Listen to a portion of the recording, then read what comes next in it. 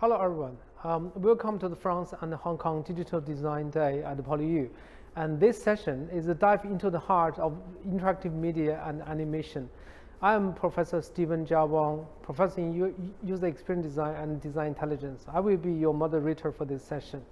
So now let's welcome the first speaker, Dr. Kanye Chao, who is Associate Professor at Interactive Design Lab, who is also the leader of Interaction Design Lab, and who is a specialism leader and the BA program leader in the School of Design, the Hong Kong Polytechnic University, Hong Kong. Welcome, Dr. Kanye Chao.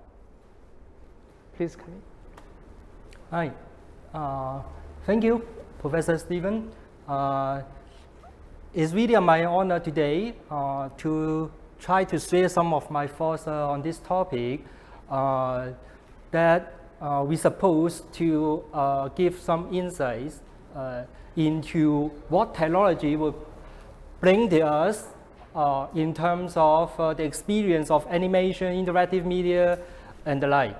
So I try to frame this in the terminology of simulation for good.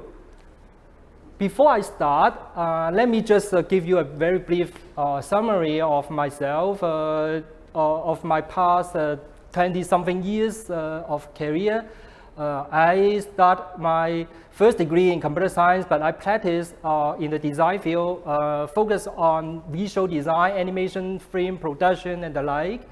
And then I joined the academia, teaching multimedia design, interactive media, and then I acquired my MFA, Master of Fine Art in Media Technology. Together, later, I earned my PhD in digital media. And now I'm an associate professor in School of Design, PolyU.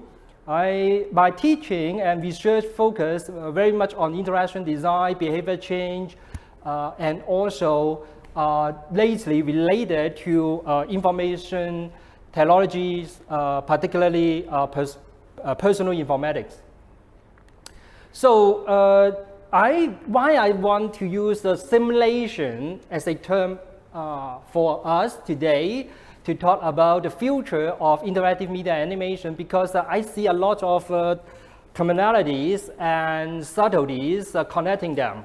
Say, look at today, all the computer games, mobile apps give us all the mobile experience, which is very much, you can see that related to some of the science fiction movies on animation. For example, in the Japanese anime, Dragon Ball is, we can see the handheld radar. Today, definitely, we will have the mobile games and even Uber app. We can actually see a car moving on the screen coming to us. Are they animation or simulated experience or interactive media? Other, of course, not to mention all the AR experience like Animoji that can easily give us some kinds of animation of ourselves, a kind of avatar or representation of ourselves, which is very much reminiscent of my memory in some science fiction movies like Being John Malkovich. And of course, today we have much more different CGI movies, so-called computer-generated images movies like Interstellar, which try to envision and project an image of something that we cannot typically see in our naked eyes, say the outer space, the black hole, or even going into the subatomic scale like Ant-Man, showing what that microscopic scales will be, which is definitely some simulated experience. And interestingly, what I want to say is something I came across a few years ago in a museum in Denmark. It is an Anthropology Museum. It provides a telescope, and then we look into the telescope down to the staircase.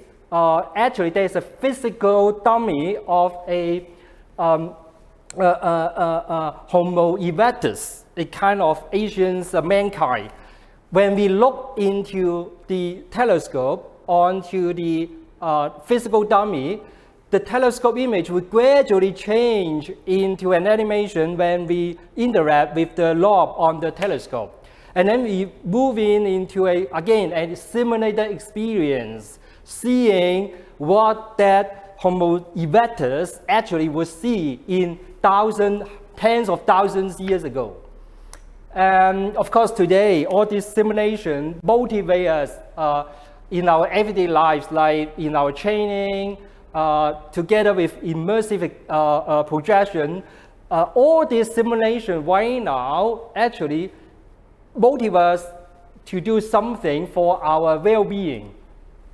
On the other hand, sometimes immersive projection could actually do something what we call projection mapping, so that AR sandbox, a very well-known installation that have been applied elsewhere today, it allows children to play the sand in the sandbox, and what it moves when children shape the sand, the up and highs of the sand actually will be an input to the computers, and then the computers will project back an image on the landscape of the sand, showing valley with rivers and mountains with grassland.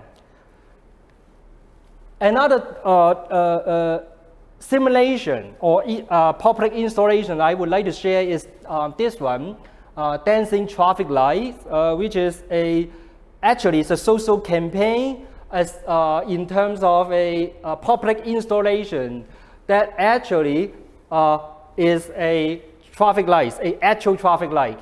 But when there is red light, the red man actually will dance such that it will catch the attention of the pedestrians on the crossroads on the street. So they will appreciate and look at the dancing of the red man. So it will prevent them from jaywalking.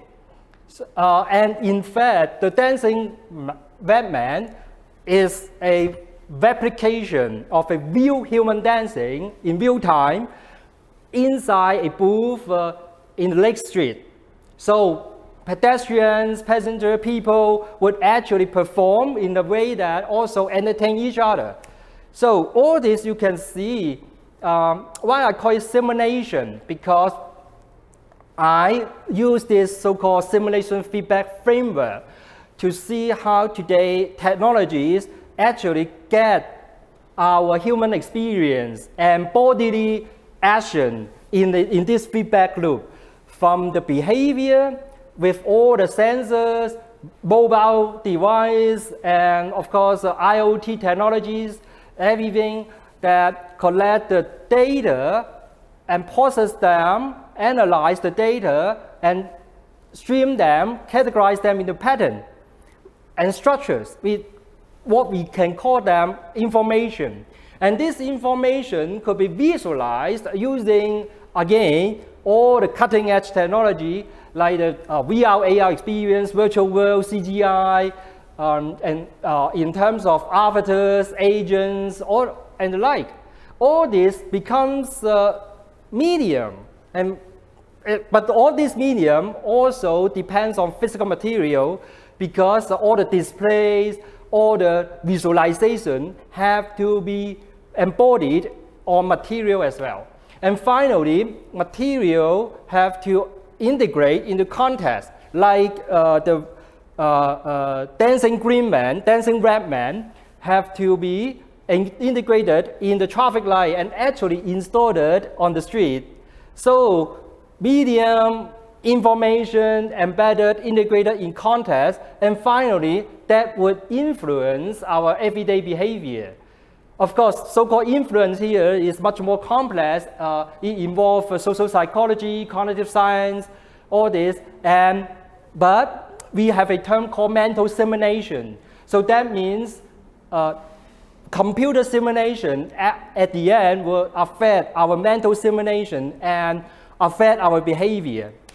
So finally, I want to take this chance to share one of our latest work, which is this interactive smart lamp. I collaborate with some colleagues in my school from product design and also a NGO in Hong Kong. We hope to build this lamp to motivate family members to put down their phones and play games together. So this is the first generation. When more family members put down their phones, the lamp will show off some emoticons that become happier and happier. And then it will suggest some numbers that represent the point to some physical games. So family members all put down their phones and play games together, enjoy having fun together. And this is the second generation. We call it Lunaland. And we actually deploy this interactive lamp and engage over 90 families to make, to customize the lamp and use the lamp at home, at their home. And we hope we add this interactive lamp that also check their behavior and also show some simulation of happiness on the lamp is a way to engage family members so that they could also have fun together as well. So I think this is what I want to share today, and I hope others members in this panel would also put up the force so that we could have a very fruitful discussion today. Thank you. Okay, thank you very much, Kanye. As we know, information and the interactive behaviors has been always one of the main components of design. And we achieve, especially in such a society, we try to develop the new design possibilities through generate new interactive behaviors and new interactive experiences. So that's very interesting work, and we're going to talk about this a bit more through the panel discussion later. So our next speaker will be Ms. Cleopatra Narcisse from International Development, who is the International Development Director from 3IS, International Institute of Image and Sound from France. Welcome, Cleopatra, please. Okay, so yes, so my name is Cleopatra. I'm the International Development Director at 3IS, International Institute for Image and Sound. So actually, I have experience working at different international schools around France, working in admissions, communications, etc. And at the moment, I'm working for 3IS, and our school actually, we're very pleased to be here with you today to participate in this event. Our school is actually home to the largest audiovisual campus in Europe. We were created back in 1988, and we offer different programs related to animation, game design, video games, etc., and also cinema. So with my PowerPoint presentation, you just have a short summary of our school and more information. So just in particular, again, so we offer programs in film, television, sound, special effects, animated film, video games, motion design, performing arts, acting, recording, and music production. So everything behind and in front of the camera. And I think all of these fields they have always been very important, but I think we realize even more how important these creative industries are after everything that has happened over the past year, and the fact that a lot of us have been staying home so much due to everything going on with the COVID. So there's really a real need to be innovative in order to capture people's attention. And there's a lot of demand because people are staying home more and more. So there's a lot of demand for everything related to animation, cinema, video games, etc. So just the main models concerning our school are passion, creativity, excellence, and also being multicultural. That's another reason we were very pleased to participate in this event as well, because we have students coming from all over the world, and we would be happy eventually to welcome students from Hong Kong. France, if you are attending this event, I believe you already have an interest for France, but just in particular in regards to our school, in regards to cinema. So France, first of all, is one of the cultural capitals of the world and home to the birthplace of cinema. There have been many important cinema movements which took place in France, including the Nouvelle Vague. We have the highest density of cinemas in the world, also one of the most successful film industries in Europe, and we're home to some of the most famous film festivals in the world, including Cannes. And we also have a very dynamic industry in everything related to animation as well. We're home to different companies such as Ubisoft, which is very popular. As for why eventual students would want to choose our school, it's very important for us to work on hands-on learning and the fact that we have a very powerful network and our programs are recognized not only by the government, but also by the industry. Our school is quite specialized in this field. So employers really appreciate graduates coming from our school because again, we really have quite a great reputation in fields such as animation, filmmaking, etc.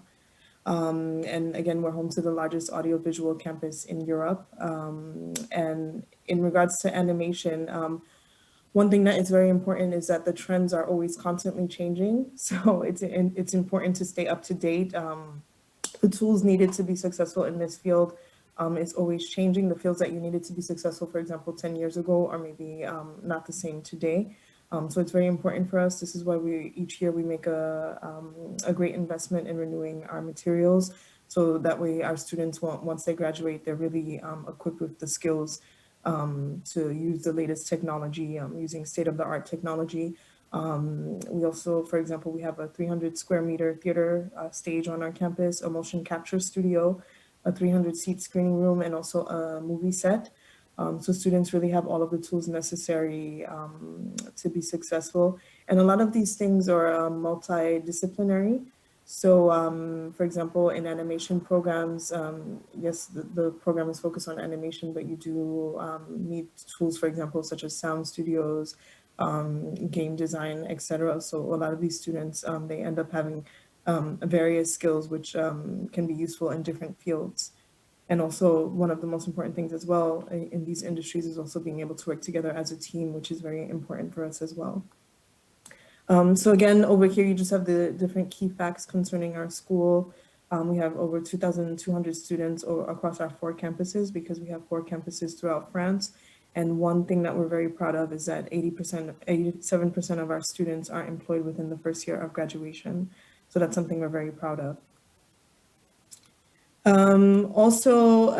Productions are also very important to us as well. So hands-on learning. So the fact that students are not only learning within the classroom, but also being able to directly apply what they learn in the classroom through hands-on projects, through different productions. So at any given time on our campus, you will see students with their cameras, with their sound equipment, working on different projects.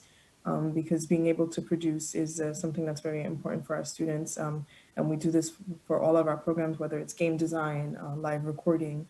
We even have festivals at our school as well. So this is very important for us. And actually, another fact that we're very proud of is that more than 100%, more than 100 festival selections for our students' short films and documentaries and animated films as well. So yeah, so even for the films, they're quite varied. So students our students have done everything from documentaries to animated films as well. Another thing which is great for our students is that there's actually a student residence on our campus. So you can see that's just a photo and it's actually located near a lake, which is appreciated by our students. And another thing which is very interesting right now is we're launching actually new programs in English. Because at the moment we have different programs which are taught on the bachelor and master levels in game design, animation, etc. But most of our programs are taught in French.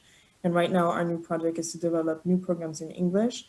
At the moment, we'll be developing a new BFA in filmmaking program this upcoming fall, in addition to an MFA in cinematography and also an MFA in recording and sound production. And over the next few years, we'll be developing new programs in English, also in game design, video games, etc. Because we really think these are the fields of the future, and there's going to be more and more of a demand for people who want to be skilled in these fields. in order to produce the next generation of entertainment for all of us. So, and just again, there are many different possibilities once students are part of our program, different career possibilities. So students have the option to either continue their studies, or really what we like to say is that the options are limitless for our students. So whether they want to become a creative director, a sound producer, working in post-production, etc., the options are really limitless. So right now, actually, we're accepting new applications for fall 2021. So if ever there are any potential students that are interested in these fields or would like more information, please don't hesitate to contact us. You can contact us whether on our website or by email or by phone, or even if eventually you are in Paris, we would be happy to welcome you to our school for a visit and to answer any questions that you may have. And just in general, the profile that we're looking for, the most important thing for us is people who are motivated. I think once you make the decision, especially to work in the creative industries, it's very important to be motivated and passionate about what you're doing, because this is something that will be felt ultimately by the content that you eventually will produce. So definitely having a strong interest in creative industries, being curious, being able to work in different fields, cross-disciplinary, being open-minded and adaptable, and being ready to work in a team and also to develop the technical skills necessary. So that is just a summary of how to apply on our website. So now we are very pleased to have another speaker who is Chris Chong, the founder and the creative director from Accept, which is ICEPT, Accept Studio from Hong Kong. So I pass the stage to Chris, please. Hello, everyone. I'm Chris. So today I will share a little bit on our creative studio, Accept, some of our projects in immersive art and about future experience. As because of, I think that after COVID-19, we are more realized that our medium need to be changed. And we are really on the edge of a physical world changing to a digitized world.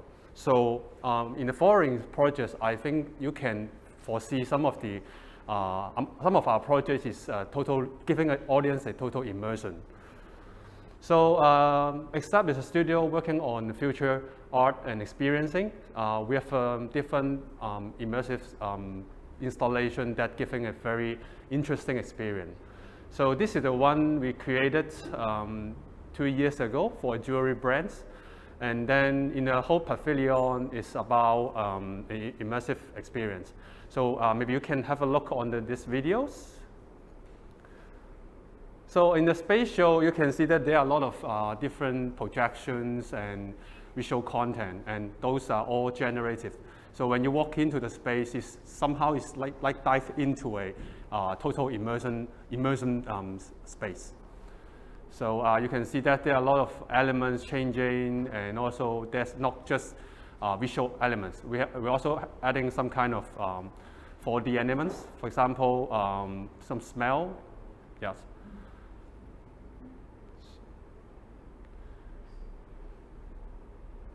So there should be some sound in the video. So I hopefully you can experience the whole journey.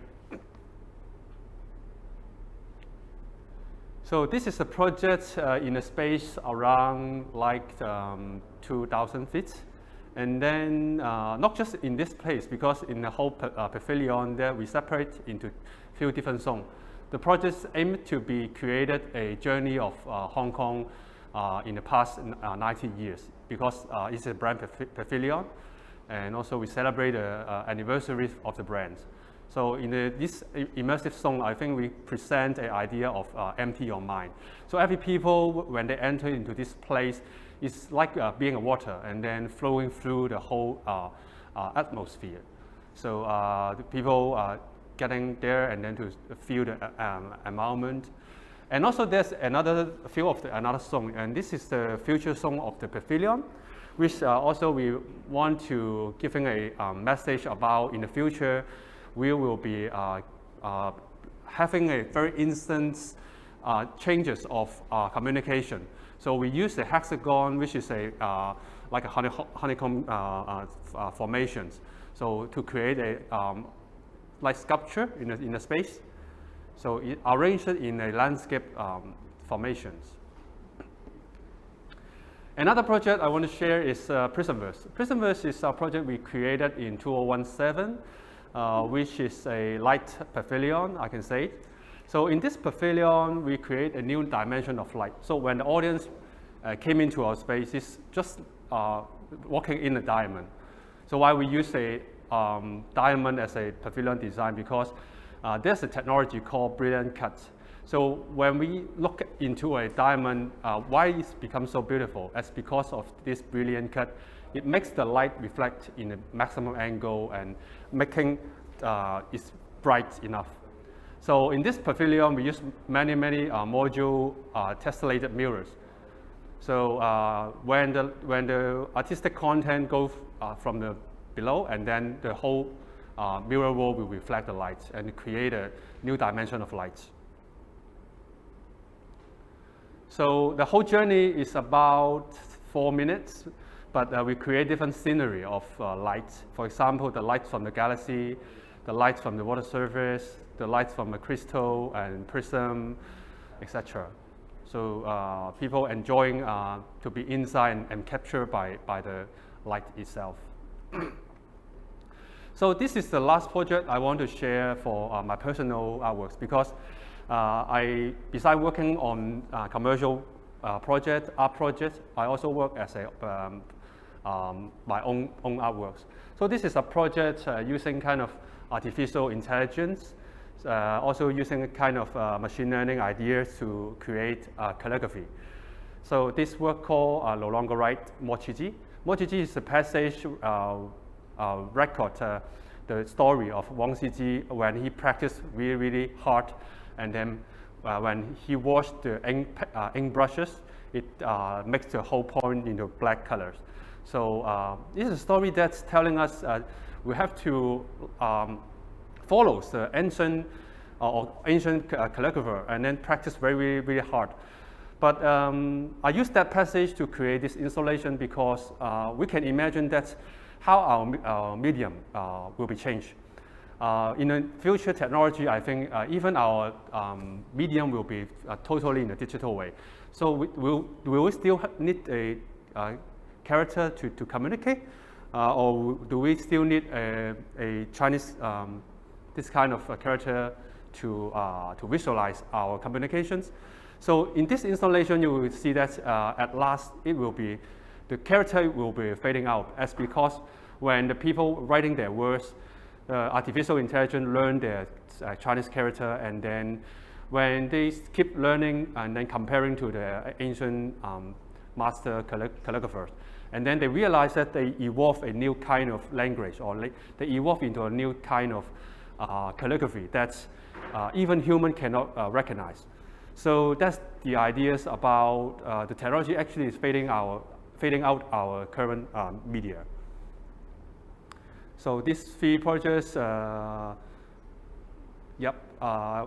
all for my sharing. So I would like to share more in the discussion forum. Okay, great.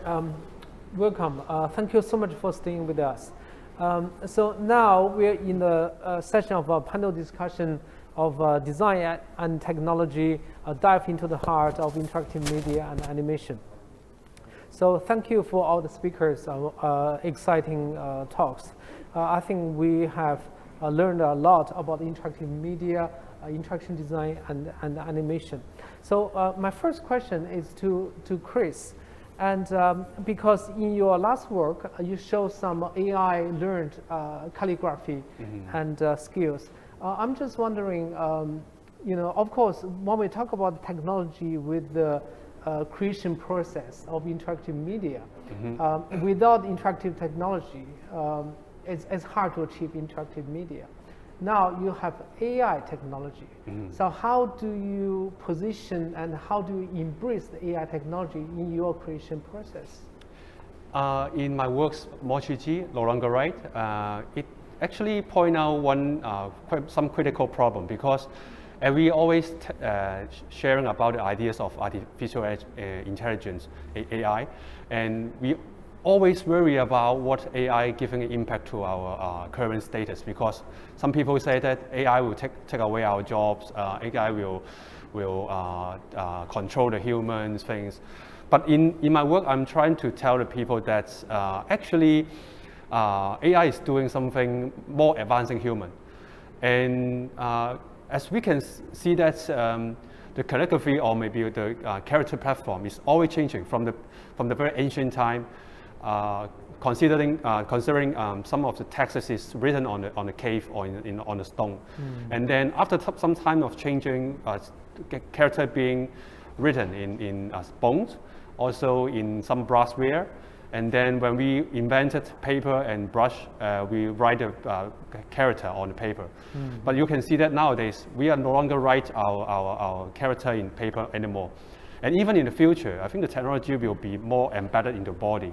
And at that moment, I think this is the generation that we don't need a visual perception. Even we can use our mind to communicate.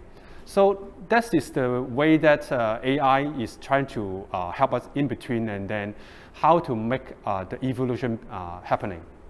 Yes.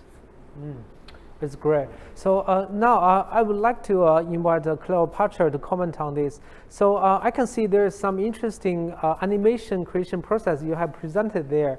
So can you try to explain how technology development in recent years, especially data-related technology and AI, how this technology is being impacting the animation creation process?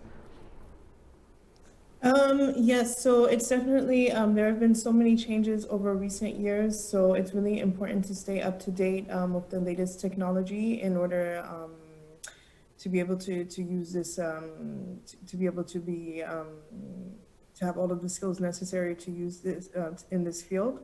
So that's why at our program, at our school, we definitely, it's very important for us to stay up to date. Our professors, for example, they're always, they give courses and they're always still working in the field. So that way they really have the knowledge on what the latest changes have been in these fields. And that way they can transmit all of this information to our students, because ultimately our students are the ones who will be working in these fields in the future. So it's very important to keep, to make sure that everyone has all of the necessary information about all of the different changes and to stay really skilled on the latest up-to-date techniques. So. Okay, great. So Kanye, I believe in the design field, interactive media and the interaction design field, this situation is even trickier. I mean, what I mean is when we talk about, for example, Alibaba has this kind of AI banner design. So you put your keywords, you put your preferences, color, and you choose the style, bang, you got a banner design. You don't like it, you click again, you get a new design.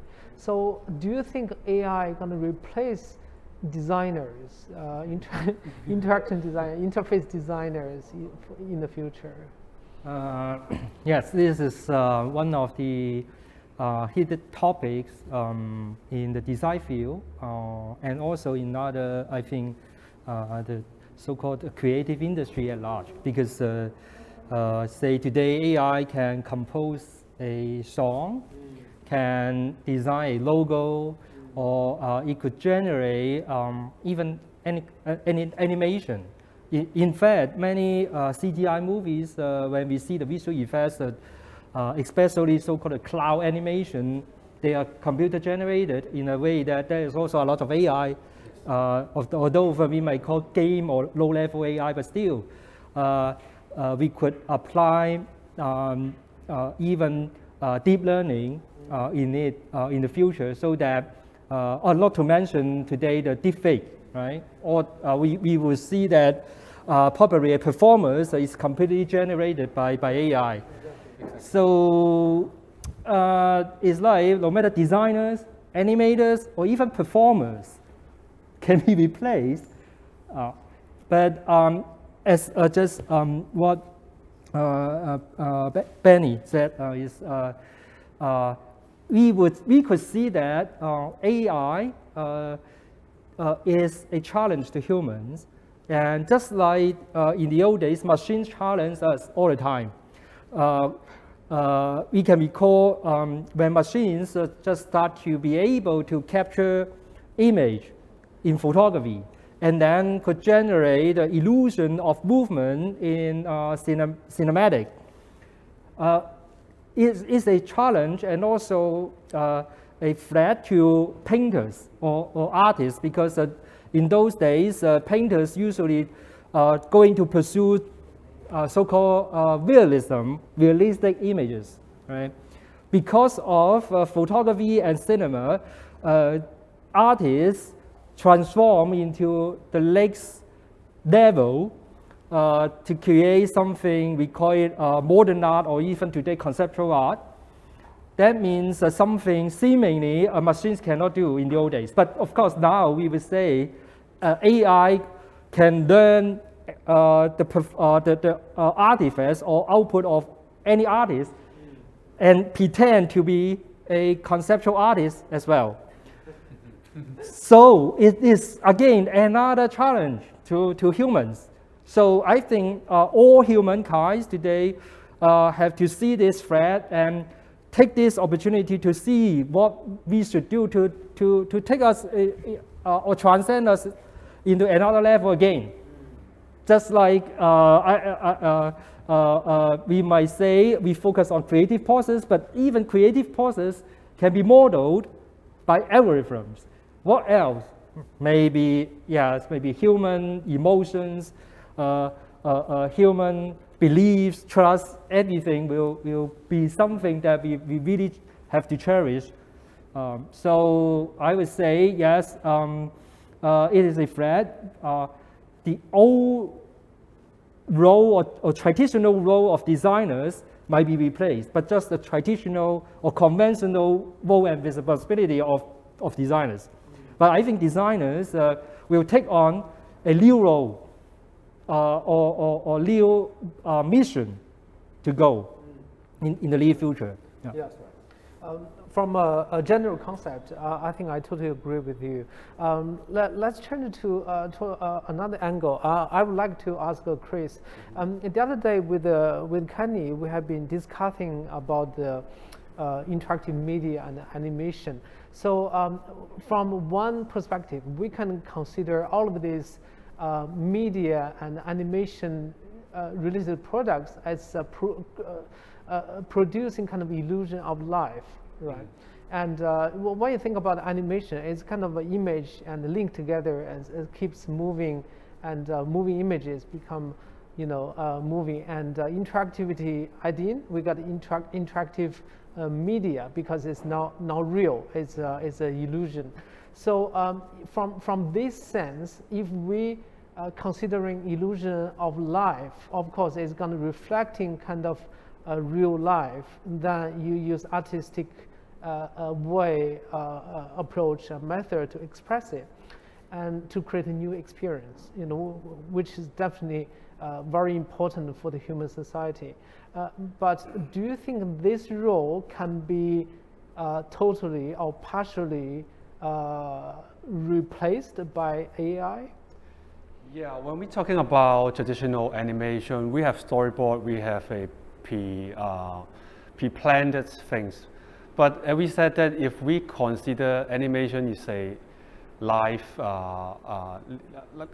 what's the whole phrase? Live form, living form. But yes, illusion of life. But if you consider this is a live, living things, it shouldn't have a preset model or some kind of storyboarding. So what I mean is AI already have the ability to create something really close to human beings or human living organism. Even it have ability to learn from the previous landscape painting and generate a total new landscape painting that also we can't realize this is a computer generated landscape. So what I mean is that in the field of animation, we also need to think of what is the new possibilities to create moving images. Yes. Okay, great. So Cleopatra, and when we talk about the illusion of life here, so at the 3IS, how do you position the animation reflecting the real life changes, the real world changes? Do you think this is important for media or animation to reflect the changes in the real world? Yes, I think this is extremely important, and again, especially with everything that has gone on with the over the past year, I think it's obvious to everyone that this is even more important. And the fact is that our students, the young people, they are ultimately the future, and I believe that when they are producing different productions, whether it's in animation or cinema, ultimately they will give their point of view based on current events, the way that they grew up, their own vision of the world. So their vision of the world isn't necessarily the same vision of the world as people who were 20 years old 20 years ago. So I think it's very interesting, and I think ultimately all of these different creative elements, it's very important to reflect exactly what's going on, and that's how things evolve, and that's also how we transmit stories, we transmit history.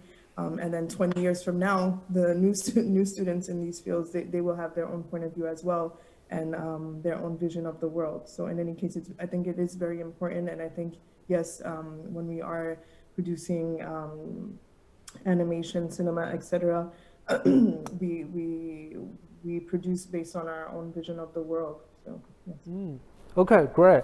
I totally agree with you. I mean, I totally can see the necessity of reflecting the real world needs. So now, when we have this kind of a data technology and AI, do you think it will be any possibility in the future we can embrace such technology to help animators or interactive designers to be more sensitive of real world happening, and to reflect this in a maybe more efficient way or more creative way in animation products? I definitely think so, because technology ultimately, it's always evolving, and the idea ultimately is to help us and to make life easier. So I do think if we mix both of these elements together, we'll have a more precise vision on how to communicate and how to produce and how to reflect current events. So yes. Okay, great. So we come back to Kanye. When we look at the trajectory in the past 10 years, let's say, in the design field, from interface design, interaction design, user experience design, and to be a more cutting-edge design method. So there's a clear trajectory of development and embracing the advanced data technologies. And what do you see the future of design and design education? I think definitely technology will play a much more important role, more and more important role in our everyday life, including design, because design is designed for everyone, designed for everyday life. So designers, I think designers have always been a kind of Leonardo, you may say, left brain, right brain. We have to balance that. No matter 10 years or 100 years ago, I think designers should have that ability to take care of both sides of the coin. So, but of course today, technology becomes much more complex. But it means, but of course, people's development, I mean cognitive development is also advancing. Say, today maybe a 3-year-old kid pick up an iPad, already able to grasp a lot of knowledge online.